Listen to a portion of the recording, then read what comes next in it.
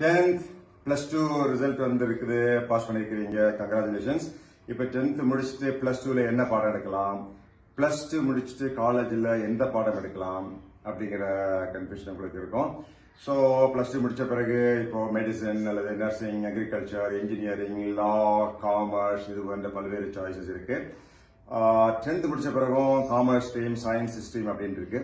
இப்போ மிக முக்கியமாக கல்லூரியை பொறுத்த வரைக்கும் நீங்க டிகிரி பட்ட படிப்புல mathematics, physics, chemistry, botany, zoology இதுக்கெல்லாம் எதிர்காலத்தில் நிறைய ஸ்கோப் இருக்கு. எடுத்துக்காட்டா பள்ளிக்கூடத்துல டீச்சர், கல்லூரியில டீச்சர், ஆராய்ச்சி நிறுவனங்கள்ல சயின்டிஸ்ட், வெளிநாடுகள்ல வாய்ப்புகள் நிறைய, தனியார் ஆராய்ச்சி மையங்கள், தனியார் கார்ப்பரேட் நிறுவனங்கள்ல இது போன்ற கல்வி படிச்சவங்களுக்கு நிறைய வாய்ப்பு இருக்கு.